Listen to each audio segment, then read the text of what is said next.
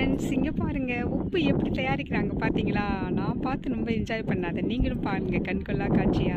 எப்படி வயல் மாதிரி 4 பக்கமும் பாத்தி மாதிரி கட்டி வச்சிடுறாங்கங்க அந்த வாட்டரை. அது என்ன ஆகுது, எவாப்ரேஷன் ஆகி ஆகி அந்த வாட்டர்லாம் சாலிடாக மாறிடுது. அந்த கிறிஸ்டல்ஸ்லாம் அடியில் தங்கிடுது. அந்த கிறிஸ்டல்ஸ்லாம் என்ன பண்ணுறாங்கன்னா, ஒரு ஆட்கள் வேலை செஞ்சு அதை பாத்தி மாதிரி நவுத்தி நவுத்தி ஓரம் கட்டி வச்சுக்கிட்டே இருக்கிறாங்க.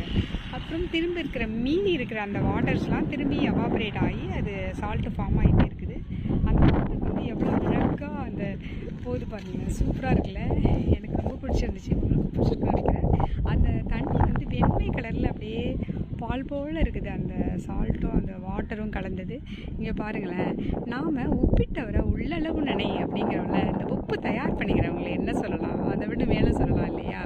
அவங்களையும் உள்ளளவு நினைக்கணும் தானே.